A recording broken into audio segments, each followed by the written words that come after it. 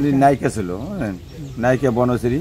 তো এনে একটা ছোটো একটা বাচ্চা আছে, এনে অনেক কষ্ট করছে, ওনার দেহার মতো কেউ ছিল না, ছোটো বাচ্চা নিয়ে খুবই কষ্ট করছে, অনেক দিন ধরে অসুস্থ বুঝছেন। কে তারা ডাক্তার কাছে কে মানে অনেক কষ্ট হয়েছে, কষ্ট দিয়ে জীবন করেন এই করছে।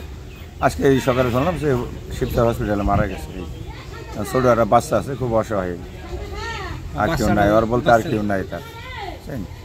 অত্যন্ত ভালোই ছিল, আমাকে যে কদিন আছে ভালোই কথাবার্তা স্ট্যান্ডার্ড যেই আর এই মানে ভালোই ছিল সে। আমার ব্যবহারটা বাইয়া বইয়া করে ডাক দিতে তো ভালো সুন্দরই আছে, কিন্তু হঠাৎ এই এখন শুনলাম যে মারা গেছে। উনি ভালোই ছিল, কথা বুঝছেন, মানুষের সাথে ভালো ব্যবহারই করছে, খারাপ করে নাই। যে নাচ হলো বুঝছেন, খুবই ভালোই মানুষের সাথে মিল তাল করে চলছে বুঝছেন। আর অসুস্থ ওইসে শিবচর যাইয়া খুলে বলে, মামা আমি জায়গা শিবচর ভর্তি করি বুঝছেন হাসপাতালে, আমার খুবই অসুস্থ থাকতে আছে বুঝছেন। গেল আজকে সকালে এই যে দুপুর 2টার পর এক লোক আইলো যে আমার এই তার ভাই বুঝছেন, তার ছেলে ঢাকা থেকে আইয়া কইল যে আমার আপাই মারা গেছে, কি বললাম আমরা বুঝছি যাই ওনার জন্য দোয়া করি। কি নাইয়া রয়েছে এতে চিনি, আগের পরে কোনো পরিচয় নেই, তাই লোক ভালোই ছিল, খারাপ ছিল না, আমার ব্যবহার ভালোই করছে, কিন্তু ওভারটা অভাব ছিল, টাকা পয়সা খুব অভাব ছিল। মাঝে মধ্যে আমার কাছে কইতো দোকানে একদিন খামু, আমরা দিই খাওয়াইতাম, খান। ভালোই ছিল, খারাপ লোক ভালো ছিল, খারাপ আসলো না।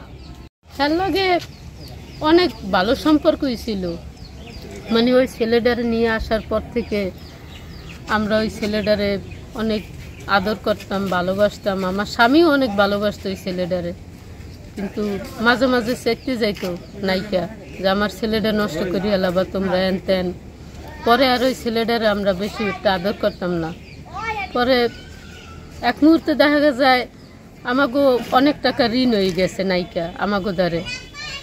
তো ওই দিন আসছে আমার 1000 টাকা দিয়েছে, এর আগে 1000 টাকা দিয়েছে এর ভাই, কিন্তু এরপর যে গেল, এরপরে যে এখন শুনতে আসি মারাই গেছে। একসাথে রয়েছি 3 বছর অনেক কাছাকাছি একসাথে রয়েছি, আমাকে লগে চলছে, হাসি খুশি আছি। আমরা হঠাৎ করে শুনে আজকে মারা গেছে, শুনে আমাকে চোখে দেখা নিয়ে গেছে। মানে আমরা তো স্থানীয়, তাই এখানে 3 বছর ধরে গুচ্ছগ্রাম হয়েছে, তো সে এখানে ঘর পাইছে। সে নায়িকা খুব ভালোই, মানে দেখতাম ঘরে ঘরে যে সে গান শোনাইতো, এবং ওই সাংবাদিক আসতো, সে কিছু কথা বলতো। তার একটা ছেলে আছে, মানে সে এখানে আসছে, সে একজন নায়িকা, কিন্তু সেখানে আসছে সে মানে কষ্টে পড়ে গুচ্ছগ্রামে আসছে। তারপরে সে ভালোই দেখতাম, মোটামুটি অনেক হাসি খুশি, মানে সাজগোজ করতো, খুব ভালোই সে চলতো। সুস্থ হয়ে অনেকদিন ঘরে পড়া ছিল। কে কে আছে তার? তার একটা ছেলেটা ছোট মনে হয়, ছেলেটা হয়েছে আপনার 11-12 বছর। ও ঢাকায় থাকে, এখানেই ছিল, কিন্তু এখানে ওর মা অসুস্থ, ঢাকা হসপিটালে থাকতো। তখন ওর কে খাওয়ায়, কে রান্না বান্না করে খাওয়ায়, কারণ ওর মার সাথে ও গেছে।